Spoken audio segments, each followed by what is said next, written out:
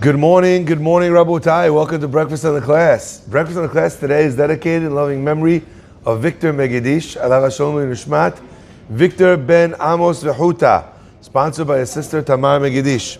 Also dedicated for the complete and speedy refuah shlema for Eliyahu Shimon Me'azaf Otuneh, for Chana Bat Tzima Fega, and as well the week of Cold Brew is sponsored by David E. Ash in honor of you and your substantial capacity to good today and every day. Today, we have the youngest group of people ever in attendance in Breakfast in the Class. You guys have brought down the average age by like 40 years. So thank you so much for coming. And I'm under strict instructions that I should start the class by saying, hokey pokey. Okay? You got your way. Okay, God bless. Let's begin. Our Torah tells us, Bahaalotecha et hanerot. When you raise up the nerot, the candles. The next pasuk continues the same thing. El mupnei menorah he'ela nerotea. He raised up its candles. So in each time we find the word, the operative word, the verb that's being used is not to light. It doesn't say Bahaalotecha et hanerot. It doesn't say hidlik et hanerot. It says he'ela nerotea. He raised them up. And our Chachamim on the spot, they give a very famous dirasha. What's the dirasha? Ad shetehe hashalhevet ola me'eleha. Until the flame ola me'eleha is rising by itself. Now, let's just try to understand what the idea that it's being communicated is telling us. If a person is to light the candles, what's the obligation? Obligation is just to make sure that the wick is lit. He'ela nerotea tells you that you mustn't take away the lighting candle from the wick until the flame has already risen by itself. When it first catches, and sometimes people pull away. I don't know if you ever noticed this, by the way. If you ever had Hanukkah candles for your children, our Sephardic custom is, ner ish ubeto, is that there's one Chanukiah in each house. So the father of the home, he's the one that lights. No one else lights. Our Ashkenaz brothers, they have a Chanukiah, a menorah on Hanukkah for every single person who's a bar hayuv, who's obligated in the mitzvah. But we have one. But even though the Sephardic minhag is to have one, many Sephardic homes will have their children, when they're under the age of chinuch, lighting candles. Why? To teach them the process of lighting candles. So even though there's no chiyuv, even as an adult for a second menorah, many people do that so that the child should know when the time comes for his own chiyuv, how to light the menorah, how to light the candles. One of the things I noticed is that almost always by children, when they're lighting those candles, the split second it catches onto the wick, they move on to the next one. And God bless those colored candles, which you're for sure not yotzeh the mitzvah with. Okay, we've gone through this many times. In order to be yotzeh the mitzvah of Hanukkah, it has to be able to burn a half hour. It doesn't have to burn a half hour. If you had 5 hours worth of oil, you lit it, it burned out, it blew out. 1 minute after you lit it, halakha is you still yotzeh. But it has to have the ability to burn for that half hour. Those candles, especially when they give you the metal menorah, that kind of is basically a metal shelf, down and then up to the side, it reflects the heat.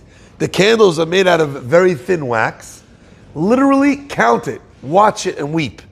It literally melts in less than 15 minutes. I've done it numerous times. Now, not all colored candles are as thick or as tall, so I'm not talking about all of them, but a lot of times a person needs to check it, because otherwise they make a bracha levatala and they don't fulfill the mitzvah. But what I noticed is the kids will go in, they'll light the wick, it will burn very quick to the bottom of the cup. You want to be in the video for 1 minute? You just want to stand over there? Okay, you can do that. Right? It would burn down the wick. The second it gets to the wax, what happens? Blows out. So I always would tell I always would tell my son when he was lighting, hold it there. Wait until it carries on, until the fire kind of goes up. Doesn't burn down, but it burns up. It rises back up again. Now, my friends, I want to explain. This is not a mitzvah to do with Chanukah only. Our Torah is talking not about Chanukah. That's the mitzvah of Chanukah, is not for the Torah. It's talking about the lighting of the menorah in the Beit HaMikdash, in the Mishkan. But our Chachamim tell us that not only is this idea relevant to the lighting of the menorah in the Beit HaMikdash and the Mishkan, it's relevant to a much wider understanding. We know that the menorah and its lights represent the teaching of Torah. And our Chachamim explain that when a person is raising their lights, they're teaching their children, they're educating the young, the next generation. They have to be careful when they're giving them their light, not to pull the light away before the light doesn't have a chance to catch on. Ad sheteheh hashalhevet ola me'elea. Until the flame is rising by itself. My friends, it's really interesting to me because it tells me two lessons in the concept of chinuch of our children in the ways of Torah. First of all, it tells us to stay there long enough for them to be lit. Second of all, it tells us that when it's long enough, that you're supposed to pull it away. Ad sheteheh hashalhevet ole me'elea. Once the shalhevet's ole me'elea, then what do you need to do? Get out of there. A lot of times, you have parents that in the chinuch process, they're making sure that they're bringing the kid to shul and the kid's sitting next to them in tefillah, right next to them. Now, that's a beautiful thing. But, my friends, you got the first part right of Ad sheteh shalhevet ole me'elea, but you got the second part wrong. Ad. At a certain point, the child is better served from chinuch purposes not to pray with his father. I know I'm going to upset some fathers here. I'll never forget back in London, I was in a specific shul. We were running a minyan, a youth minyan for the teenagers of the synagogue. Guy comes to me and he says, listen, Rabbi, I don't like what you guys are doing here. We had many, many young people come to pray. None of them came to pray. None of them were coming to Beit Knesset. Guy says, Rabbi, I don't like what you're doing. I said, really? Why? He says, I want my son to pray with me. And now my son's praying downstairs. I said, was your son coming before? He says, no. I said, so you're upset at me that your son's here and he's praying, but he's not praying with you? He said, yes. I was like, okay, Shabbat Shalom. You would do it to me. What do you do with a guy like that? But my friends, I understand that a guy wants to be able to pray with his, I get it. But understand also that there's a value in your son coming to shul not connected to you. Not because you're watching. Not because you're sitting next to him. Not even because he's giving you nachat. He's coming to shul, why? To pray. I'll never forget, what's it called? A fellow had to go on a business trip from our community. He was away for Shabbat. When he came back, I came up to him and I said, I just want you to know how proud I am of your son. That your son came to shul on Shabbat. He said, Rabbi, my son comes to shul every Shabbat. What do you mean you're proud of my son? That he came to shul on Shabbat. He thought maybe I didn't know who his kid was. Or I was mixing him up. I looked at him, I said, you and I both know that you're a very strict father. He says, guilty, smile, guilty. I said, the chidush is not that he comes when you're here. The chidush is that he comes when you're not here. Why is he coming when you're here? Because you're strict. Because he's going to be punished, or he's going to have to deal with it, or you're going to guilt him the whole Shabbat. So he'd rather just come to shul and not deal with it. When he comes to shul, is he coming to shul, or is he doing kabet avicha v'et imecha? Is he praying to God, or is he showing honor to his father, or is he showing fear of his father? I don't know which one. One or the other. You don't know. When do you find out?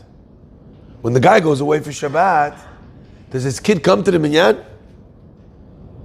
Then I gave him the second piece of chidush. I said, I want to give you even more nachat. He said, really?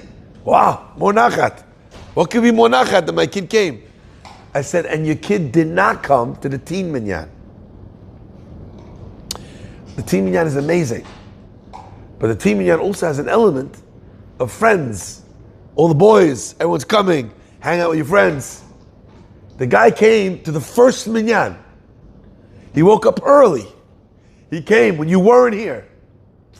Understand and appreciate that maybe is the first time that for your child it was shalhevet ola me'elea. So I want to look for a few minutes today, together with you, at this concept. What does it mean? And how does a person stay long enough? And how does a person also know how to leave properly? To leave where the child is actually doing something, to let them do it by themselves, to give them that space, to allow them to do the mitzvah, the Talmud Torah, whatever it is that they're doing, without you. How does a person do something like this? So I want to share with you something that I think is very important. There are two elements, I believe, to what makes a child do a mitzvah when you're not looking. What are they?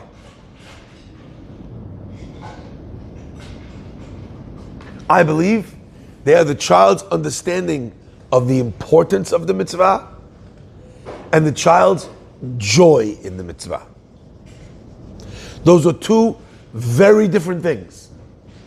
A lot of people think that they're related, but they're not. Sorry? I said, that's the importance of the mitzvah.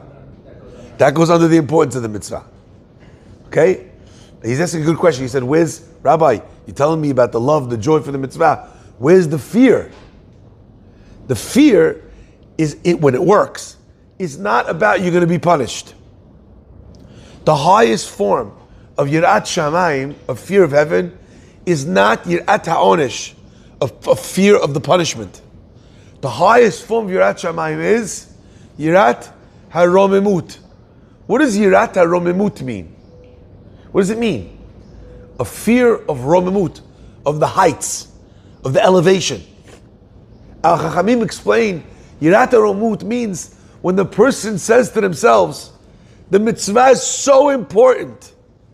My relationship with God is so important. Hashem is so holy. This relationship means so much to me. How am I going to mess that up? You know what the difference is? As an example, if you don't want to do something because you're scared, you're nervous, your wife's going to get very angry, then she's going to shut you out, she's going to be miserable with you, she'll be upset with you, it's going to be miserable for you to deal with it. That's yirat ha'onesh. Yirat haromemut is, how could I do this to my wife? I love her. She loves me. How could I let her down like this? I love my child. If I do this to my child, it's going to hurt them so terribly. How could I do this to my child? How could I damage the relationship by doing this? That's yirat haromemut. So my friends, what is that done? What does that mean translated into mitzvot and Torah? The first thing is the child needs to understand the importance of the mitzvah, the importance of Talmud Torah, how valuable it is, how special it is, how important it is, how unmissable a mitzvah is, how important praying in shul is, a minyan, tefillin, tzitzit, Shabbat, all of those things. When a child understands how important it is, they start to feel, oh my gosh, how could I miss out on this? I don't want to let this down. I don't want to make a mistake. I don't want to get it wrong. It's important to me. I remember once there was a fellow who was being Hazan in our Beit Knesset. And he started to be the Hazan from nothing. He never was a Hazan before. So he always prayed by himself. And he decided, I want to become a Hazan. Anyway, he came to me and he said, Rabbi, please, I want you to point out all my mistakes. I said, why? What do you mean? He said, the bird is having the sebusak.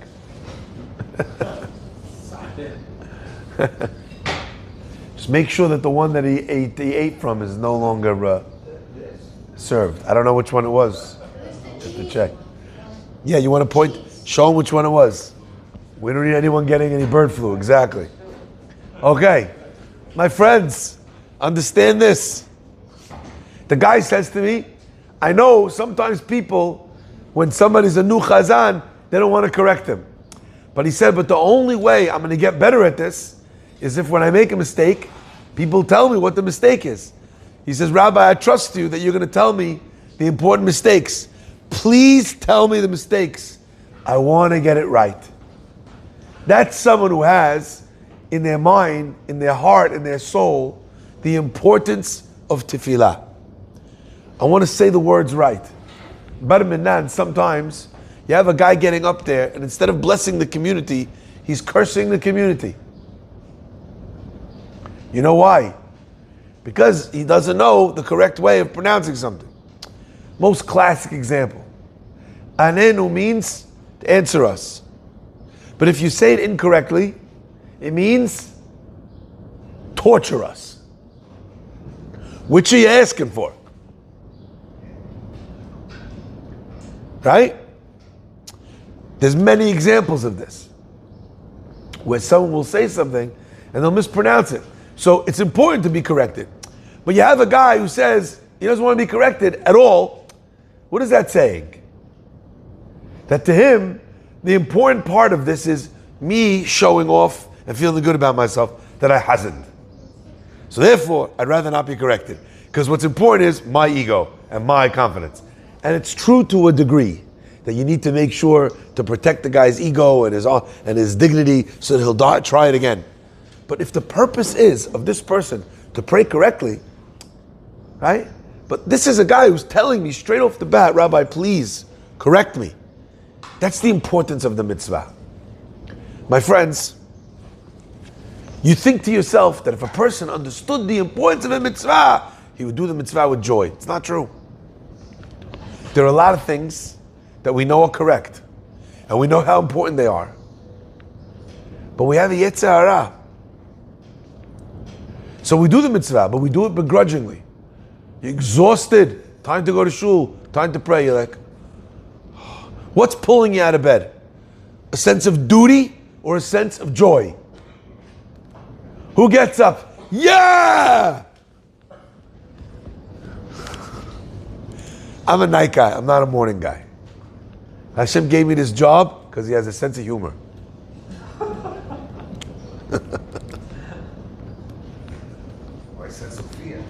I feel like if I had a choice in this life, I probably would have signed up to be a disciple of the Disco Rebbe. Rabbi Grobsman. Had us out all night. He's going to dance somewhere. I don't know. I feel like that's my vibe. You know what I mean? I'm not the Tikkun Hatzot Bahaalotecha guy. I'm not a morning guy. You meet a morning guy with a night guy, they see in the morning, they get into a fist fight. The guy's jumping up, he's like, Mode'ani lefasha. I didn't finish my coffee yet. Did you guys ever see that coffee cup? You guys ever see that? It's a coffee cup with lines. It says, no way. Not yet. Still not yet. Almost there. Okay, fine. You need to wake up in the morning. You can have someone gets out of bed out of a sense of duty. But if you want someone to do the mitzvot when no one's watching, even a sense of yir'ah is not enough. Because that yir'ah, it doesn't take you all the way. You need ahava. You need love. You need it. That's the Mishnah in Avot. Al tiyu ka'avadim hamishamshim et harav al menat lekabel peras ella, rather be like the servant that serves the master shelo al menat lekabel peras. Then the Mishnah says, V'yeh moreh shamayim, and the fear of heaven should be upon you. Bartanura asks on the spot. I don't understand. Bartanura is not the wine. Bartanura is a commentary in the Mishnah. Okay?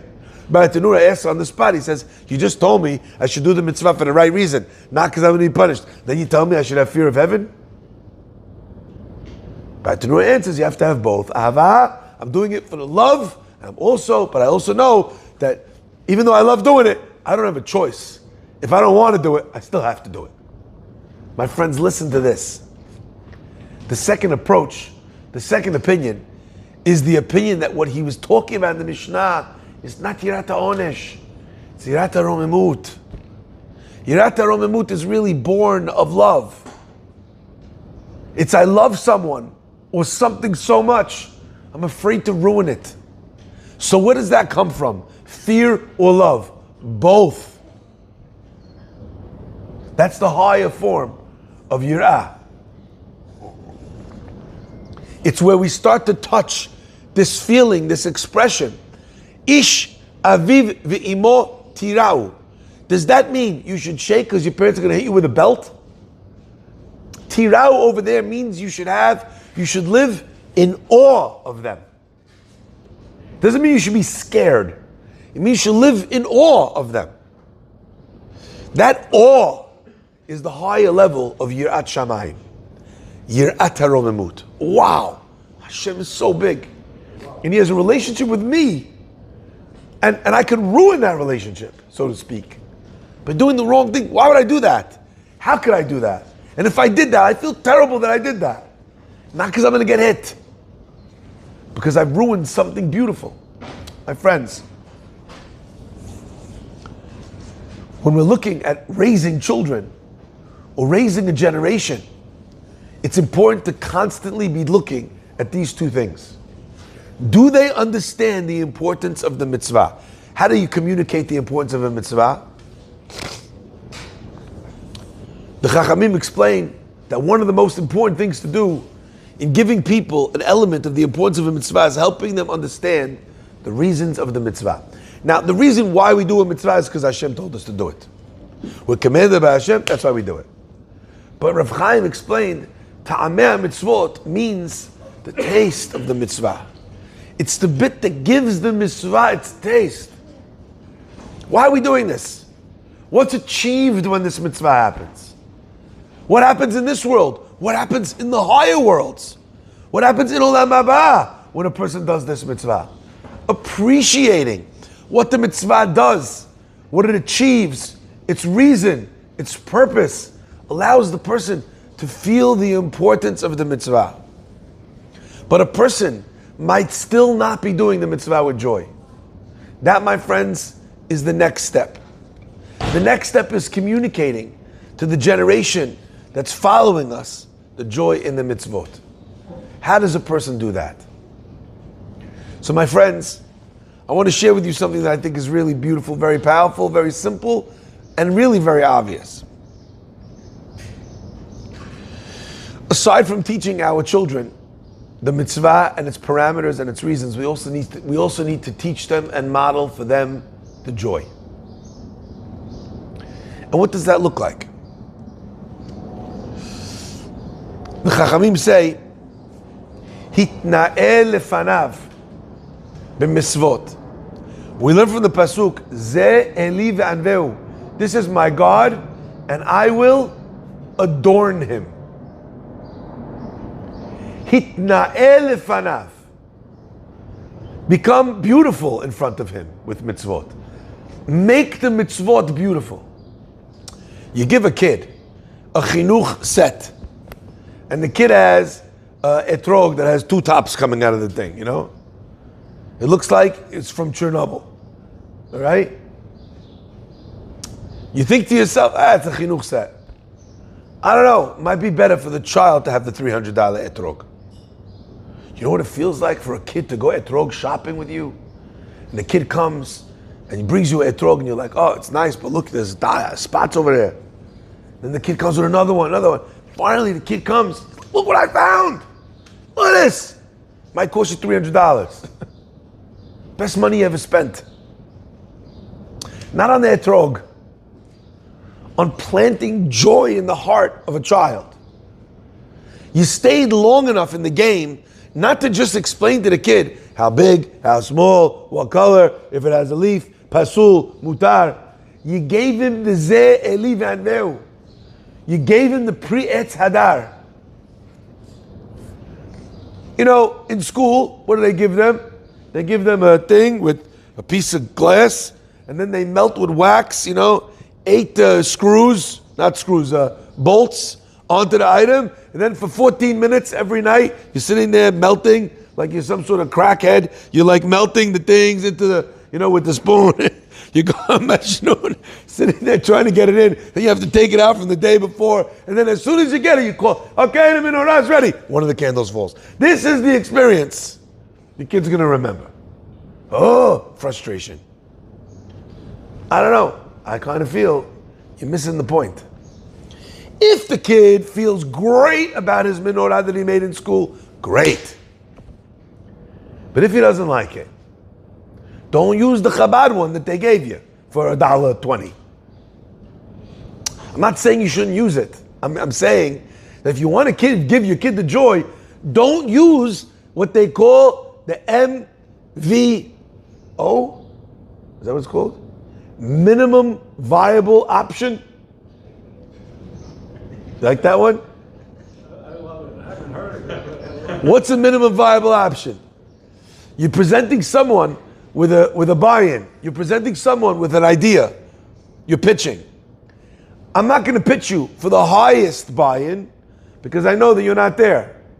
But you know what? Too low, it's not worth our time. This is the minimum viable option. A lot of times, that's how people are thinking with a mitzvah. Rabbi, so what does it have to be?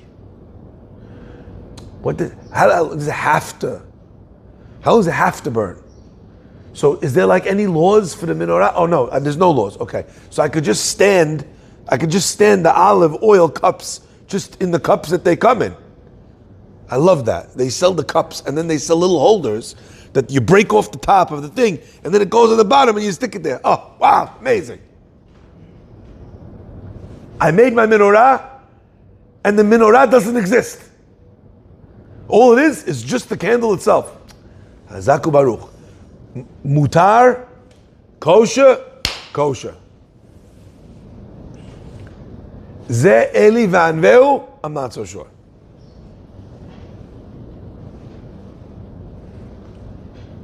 At your wedding, when they're doing all the beautiful arrangements with the candles, don't they put the glass around the candle? Don't they get the thing? So maybe I'll show that's what I'll do. I'll take those from your wedding and I'll bring you the little crack off top that you put on the bottom and I'll stick them on the tables. Are you gonna like that? God says, Hakriveu na lefechatecha.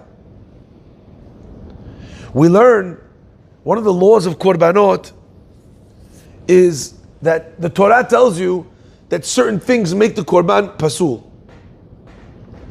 Right? If it's blemished in this way, missing a leg, okay? I don't know, missing a face, can't bring it as a korban. However, if your korban is in the witness protection program, don't work. However, how did we know that there's a blemish in the animal that's not one of the things in the Torah that make it pasul? Okay? How do we know you shouldn't bring that up for a korban? Says the pasuk, Hakriveu na lefechatecha. Go bring this animal as a present to the Roman Caesar, to the Greek governor, okay? Go bring this to the king, to the duke. They're going to take it or they're going to chop your head off. Would he take it? Hayirtza fanecha. Would he take it? Why are you bringing it to God? You want to know how to bring joy to children in mitzvot? When they see you splurging on the mitzvah. Now, I want to say this with hand on my heart to everybody out there. Not everybody has the money to do a $300 etrog. No problem. You know how you splurge? You splurge on your time. All you can afford is a $20 etrog. No problem. So go through every $20 etrog on the table. Go there with a magnifying glass. Go from one store to another store. I didn't see anything I really liked. That's the table you could afford, no problem. But did you just pick one up and say, Yalla? Understand that. Understand that. What'd you splurge on? You splurged on time. The kid saw how excited you are about the mitzvah. Importance of the mitzvah is achieved if it's kosher. But the beauty of it, you're talking about tzedakah. You have lots of people who make sure that they take their kid with them to shul all the time. They make sure the kid shakes lulav. They make sure the kid goes to school at Jewish education. But never, not one time, did they sit down with their son and talk about the charity that they give as a family. Never. Never did they sit down and say, listen, I'm thinking about giving money to this yeshiva. What do you think? Do you want to give some of your bar mitzvah money? The kid comes to the process of tzedakah. Never done it before. Maybe he went up to the Torah, Shemit Nadev, $5 bet knesset, $18, $10 bet $26 bet. That's not it. I mean, yes, it counts as tzedakah. Yes, it counts as tzedakah. That's not planting in the child the importance of what it means to feel for someone that has no food. To try and think to yourself, if I have this many dollars to allocate, who do I want to give it to? Where's my tzedakah best used? Am I investing in this, in tzedakah, in Torah, in homeless people, in people who don't have food, in people that need to do mitzvot, tzitzit, tefillin? Where am I giving my tzedakah to? You have to educate your children in that. In order to do that, like anything else, you got to bring them along. But the time you splurge and the money you splurge lets the kids see. You went down to the place. By the way, not that you went down to the place so that everyone could clap for you when you went and they could say, oh, Shlomo's here, he donated that.